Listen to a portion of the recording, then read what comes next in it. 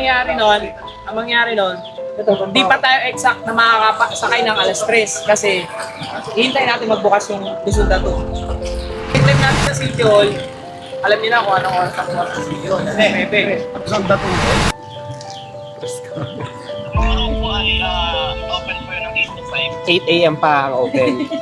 Yun lang. Opo, na ano kasi kami, na late po kami ng Nagka-aberya lang po. Sabi Kailangan namin matapos.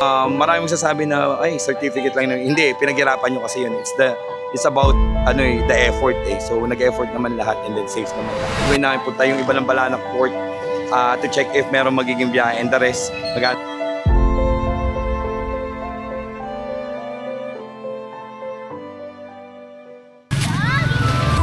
Ring!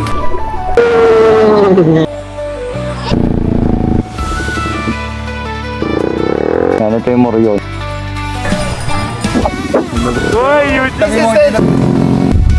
Kapitan.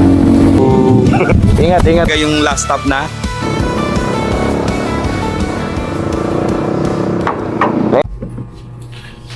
Good morning. Siyempre, toothbrush muna. Ano lang?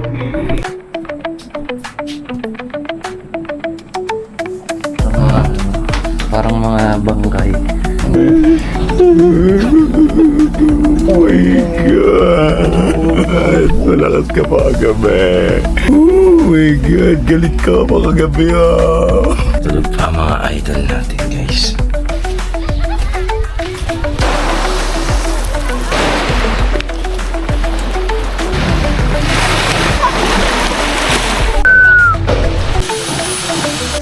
Okay guys, day 2.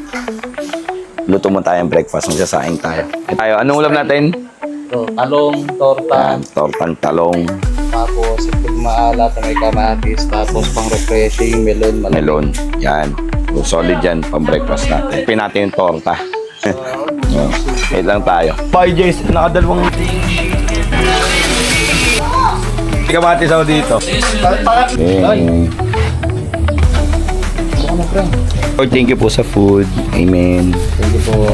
Guys, kain. Tortang talong. Ano ba ito? Itlog na maalat, kamatis at saka century tuna na may itlog. Melon. Alright guys, dito tayo ng ating Marinduque Loop. And meron tayong 3 spots na pupuntahan. So, yun yung Super Hot Spring.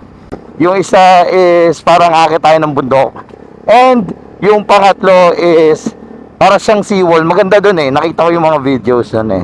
And napakaganda ng panahon. Mainit dito. So first stop natin guys is parang 45 minutes away. Ang ganda ng villa na na-rent namin. Accommodation, 14,950. Ilan? 14,950. Oh, 14,950. So madami kasi kami guys. Pero yung dami guys, I mean pwede kayong mag-extra na additional pass. Pero yun, ganda niya. Ayaw ko ng 60. Bato. Tapos napabangga ka pa no. Aray!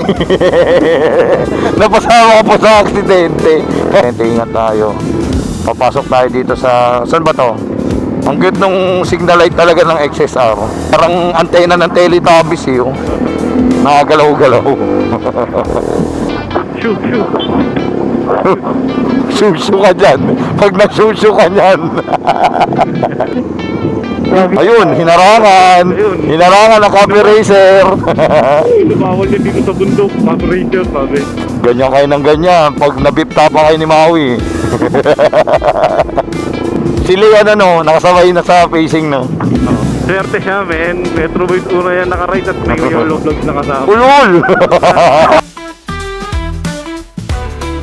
Ito yung sinasabi natin na huwag kayo magtitiwala sa Waze. Ha? Wala na simento. Saan kayo punta? Ganun. Road. Yun naligaw kayo pero dapat positive. Utang ina. Yung nagtiwala kay Google. Nyaw, nyaw, nyaw, nyaw. Nyaw, nyaw, nyaw, nyaw, nyaw.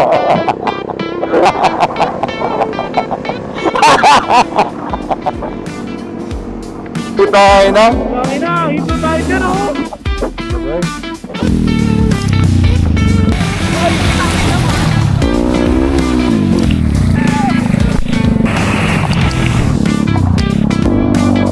Dito na tayo sa Sulphur Hot Spring. Stamp tayo guys. Ito Malbog.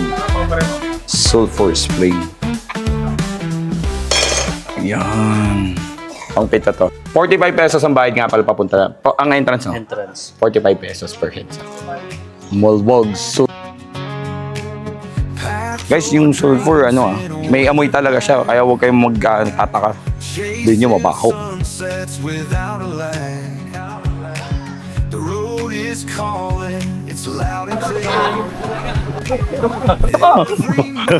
Mama, oh! Di, gagi, record mo. Bago gumagaling na ako, I feel so healed. Man, hindi na natin check. Ayaw na. Ayaw nang bumalik. Okay naman siya, may amoy lang talaga pero hindi naman siya ganun kainit. So, isa to sa mga destination na pupuntahan nyo whenever pupunta kayo ng Magmamarinduque Loop kayo. So, part to ng Puso Moto. Yung Puso Moto is, meaning nun is Puso, which means heart of the Philippines. Then Moto is Moto Tourism. So, pinopromote. Actually guys, yung Moto Tourism dito sa Marinduque is sobrang ingay kasi ang daming dumadayo kasi kayang-kaya mong libutin yung buong isla at pinopromote nila, meron silang mga landmarks na nilalagay sa bawat tourist spot. So, goods yun. So tara, enjoy muna tayo, ligo tayo. Ang habang buhay. Ikaw ay ganap ng kupal. Dinadaanan lang to kanina tapos Sila ay lumubog! Man tayo, ilog. alam niyo ba dito ako pumesto? Okay, so guys, done na tayo dito sa Malbog Sulphuric Spring. So, good siya. Downside lang niya ngayon is wala siyang tubig, di nakapagbanlaw. Pero okay lang yan. Magbabanlaw tayo sa punta muna tayo ng last stop natin for today is yung seawall. Ang ganda nun kasi coastline tapos maganda yung kalsada. Ganda mag-cinematic. So, doon tayo. Then after nun, ligo ng dagat or uwi tayo tapos banlaw, ligo uli ng dagat. So, solid yung experience dito. And bukas, take off na rin kami. Uwian na. Sayang, nakakabitin. Kasi parang ang dami pa namin pwedeng puntahan dito. Just so happen na bitin yung oras. Hindi tayo makapag-extend. Pero, nevertheless, all good, solid dito.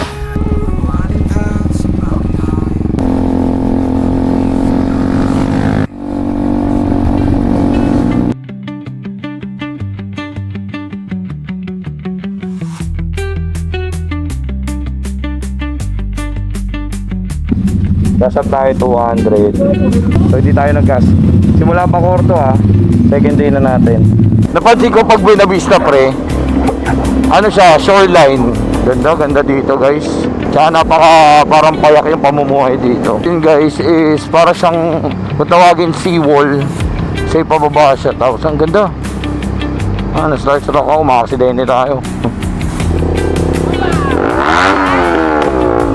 Napakaganda guys ang daan dito sa Marinduque. May ilan lang na part na medyo mabuhangin. Pero the rest, my God. Tulad nito. Yun o guys o. Ang ganda. Island siya o. May tawag dun eh. Pero island siya. Kung isla o. Tapos may mga establishment na puting-puti. O. Diba?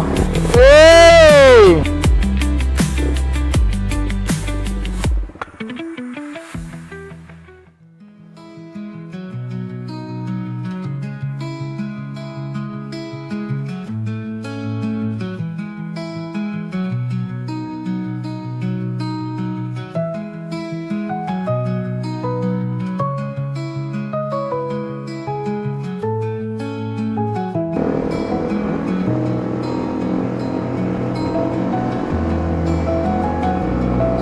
Ano? Ayos ha? Thanks. Guys, ano tayo? Nandito tayo sa... Basahin nyo lang, baliktad eh. Dampulan seawall siya. Tapos, sabi dito, a barrier against waves, this concrete road with protective seawall is now a favorite route for riders. Woo, southern part pala to. Tapos, Mount Malindig, tama. Selfie point for passing tourists. Tapos, yan yung 180 view niya. So, yan. Tapos yun, ang ganda, para siya nasa Baler, parang nasa Baler Aurora. So napakasulit kung dito kayo pupunta. And malapit na rin to sa transient namin. So yan guys, ito stamp natin, Dampulan Seawall. So dito na. Guys, provided na to. Ayan. Tapos meron yung design, no? Dampulan. Diniin yan, Dampulan Seawall. So stamp na tayo. I love you! Baba muna kayo! Baba muna kayo! Maganda guys, lalo na sakto-sakto yung time na prepare namin kasi ano siya, sunset siya. So, basta ito, kagandahan nito is diretso na to papunta doon sa transient house namin. Sobrang lapit lang ito sa transient house. Sulit, enjoy. Ang daming magandang lugar dito sa Marinduque. Hindi lang namin like na pupuntahan pa lahat. Pero we're all goods. Sobrang nag-enjoy ako kahit mainit. Sobrang nakaka-enjoy yung Marinduque. Ang gaganda ng daan, sulit na sulit talaga.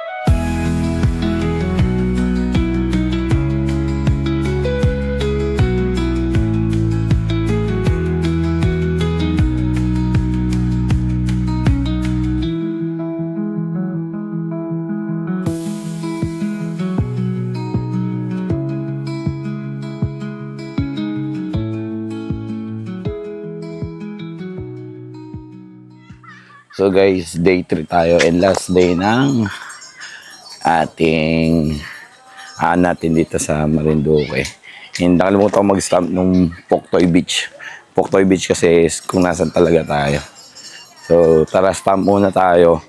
Makalimutan natin kasi isa to sa destination na nakapin sa atin. So punta natin. Medyo may init na.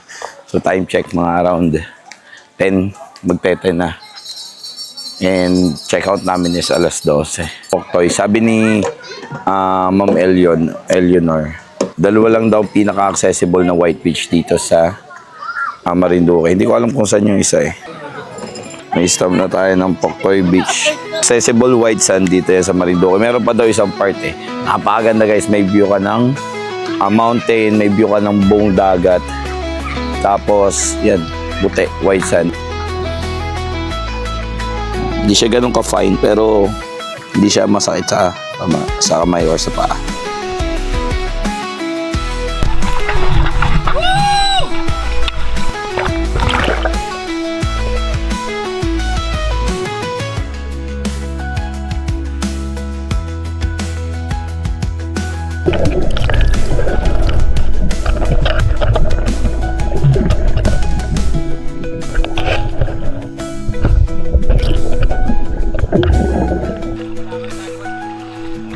Tayo dito sa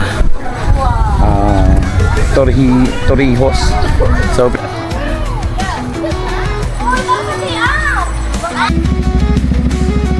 thank you kay Mami Eleanor po. Thank you for accommodating us po. So dito yan sa Villa Briones, dito yan sa Poktoy White Beach. So kung naghahanap kayo ng lodging, Villa Briones, tapos dito kayo magstay guys. Napakaganda. Accommodating, maganda yung may-ari. Spacious, tapos free kayo sa within the premises, free kayo. So yan. Makainom ka ng gin. Yes, ma'am. For Hudson protection as they drive.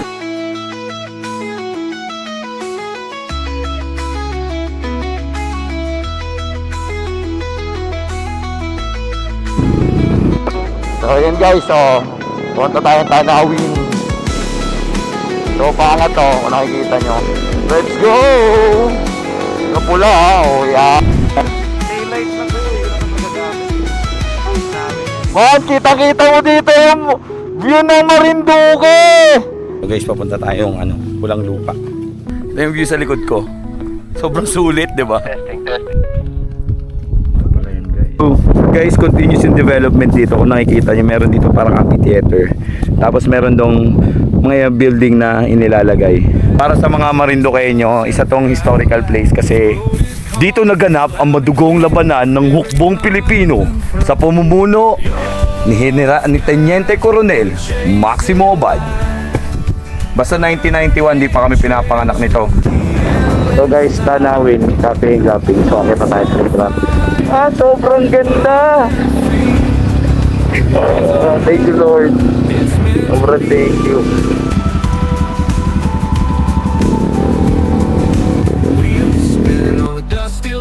Ayan guys, ito yung babayaran 300 pesos. Yung excess, kayo na magbabayad din guys.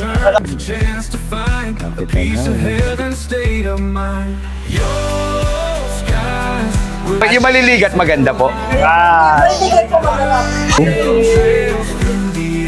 Guys, nakikita yung gitnang yun, Taal yun.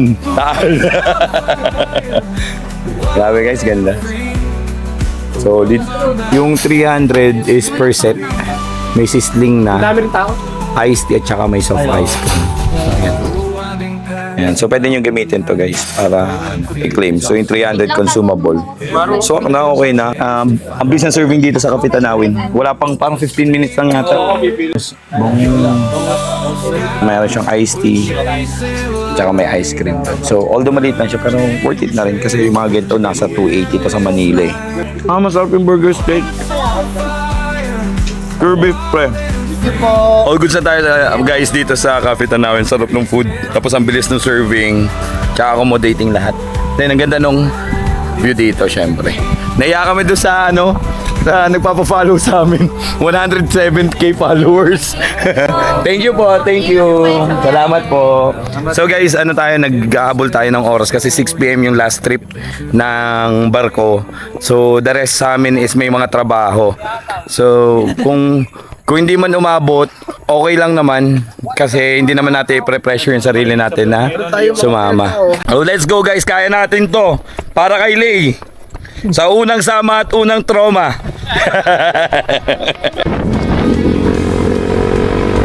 Nagtahan na tayo, point to point lang tayo kasi may mga nag-abot tayong oras. Pero if ever man, hindi tayo umabot sa time kasi last trip 6 PM, so anong oras na 4. So if ever di tayo umabot guys, that's fine. Kailangan lang natin mag-iingat syempre. Hindi naman natin i-risk yung pagmamadali kasi safety pa rin yung iniisip natin. Go, go, go, go!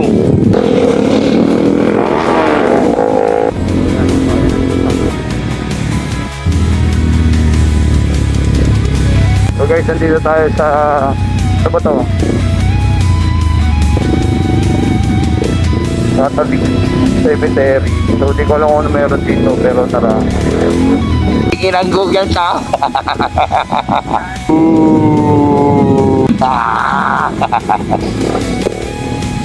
Ito yung Holy Cross Parish ng Santa Cruz, Marinduque.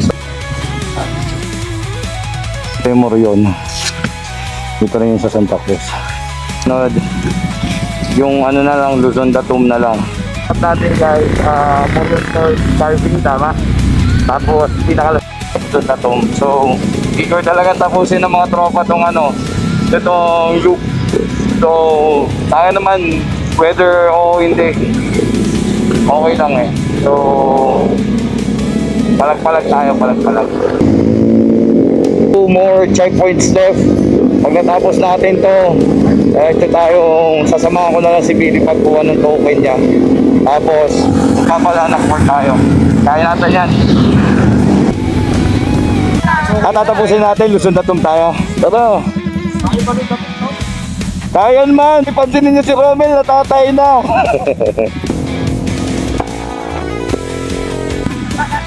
Wala pa po kami gasolina? Wala pa? Wala pa daw. Anong oras ang gasolina niyo? Wala pa? Ha? Wala pa? Baka mamaya pang 11 ang gabi. Mamaya pa daw. Walang gas. Hanggang anong oras po yung City Hall nyo? Yung City Hall? Ay, alas 6 yun, sarado na yung mga. Problema natin, di rin natin makukuha yung ano natin. Hindi, padala na lang natin, kontakin na lang natin. Hindi natin may stamp. Ang mangyari nun, di pa tayo exact na makakasakay ng alas 3 kasi hihintayin natin magbukas yung Luzon Dato. I-claim natin sa City Hall, alam niyo na kung anong oras ang bukas sa City Hall. Bebe. Luzon Dato po.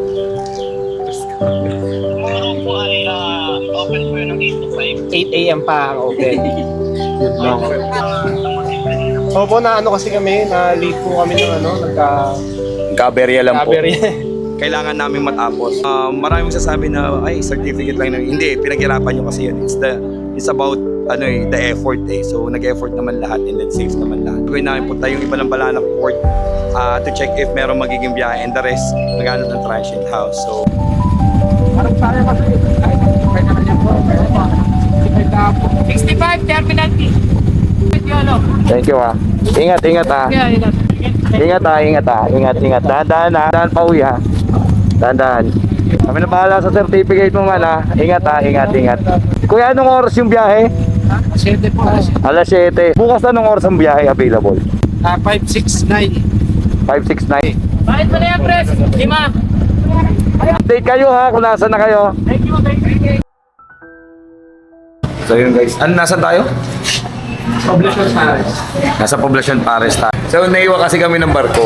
Kasi, limited lang yung sasakay. So, pinauna natin yung priority natin yung may mga or kain lang kami. After nun, may transient kami. Overnight din bukas. Punta kaming Luzon Datum. Paris din. Katsu. Paris. Sisig. Piece chicken. Or Paris. Mga to, parang Paris Retiro. Kasi Paris Retiro eh. Yung patso nila guys, sarap yung ano niya. Tara tayo ng konyelo. 90 pesos oh. Tara, kain tayo. Yung texture niya, no. Extra rice ni Bill.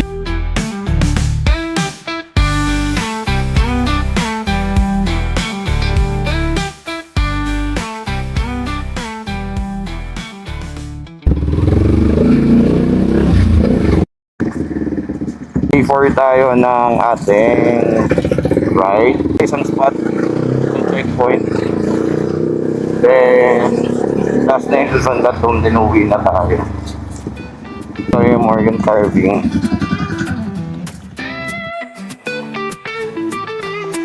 Totoo po bang palaging galit ang Morion? Ako kasi ang Morion ay galing mga dipos guys. Sila yung mga hudyo. Hudyo ka pala eh. Ito gawa ito? Kahoy? Mga wood carving nga eh. Bobo ko talaga magtanong. Si Buddy po. Anak po ako. Anak po kayo. Luzon Datum na tayo. And after Luzon Datum, Buwak Municipal Hall para i-claim yung token.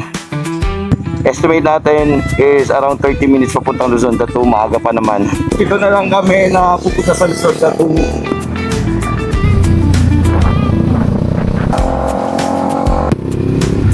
So guys, nandito na tayo sa may Luzon Datum.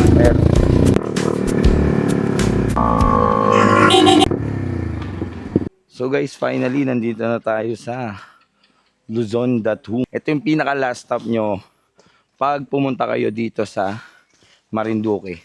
Kasi tingnan natin kung ano ba talaga tong Luzon Datum guys. Paganda guys oh. Kaya tayo.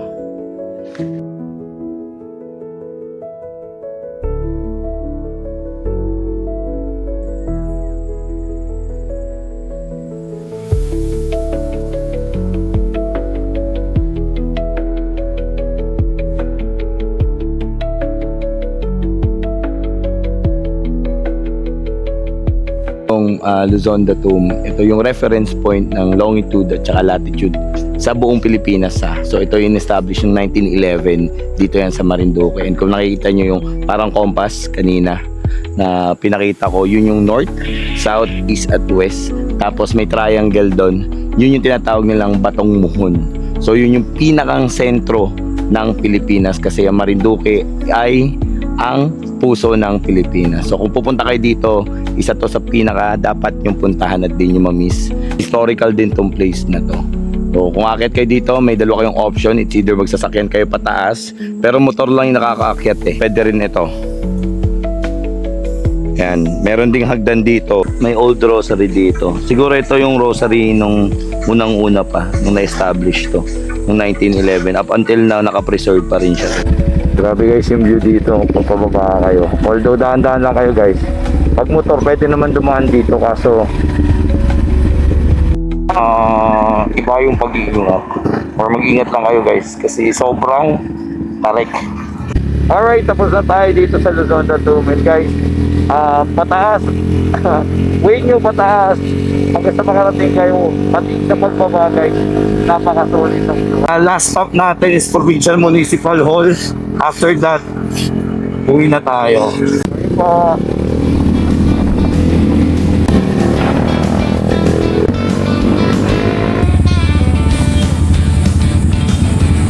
Guys, finally, nandito na tayo sa Pusumoto. Yes, mag-claim na tayo. Tinga, naiiyak ka pa eh, no? So yun guys, completed tayo sa Pusumoto. So guys, tapos na tayo dito. Habol tayo ng Roro kasi may mga pasok tayo. So work tayo, work. So guys, tumawag kami! So 9:46, makakasakay kami ng barko. So yun guys, 946 pesos. Via Montenegro shipping lines tayo. And yung backride wala na pag magre-register kayo sa Pusumoto. So discounted price na kayo. So mas nakamura kami actually ngayon. So magbabayad lang tayo. Shoutout kayo na sir na nag-assist sa amin dito sa Montenegro. Shoutout. Yung guys, sasakyan natin is Reina Olympia. Ito via Montenegro shipping lines. Pipila na tayo dito.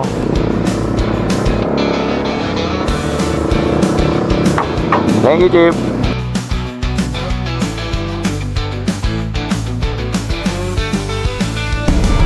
Grabe guys. Ito yung kabila. So guys, nandito na tayo sa Lucena Port and thank you very much Marinduque for accommodating us, especially sa Provincial Tourism Office ng ating ng Marinduque. Sobrang ganda ng Marinduque, ang dami-daming lugar na pwedeng bisitahin. Ano natin tatapusin yung vlog. Sobrang nag-enjoy ako and thank you very much Metro Boys. So YOLO peeps, lagi niyong tatandaan, you only live once. Piliin niyo na palaging maging mabuti at masaya. Peace out.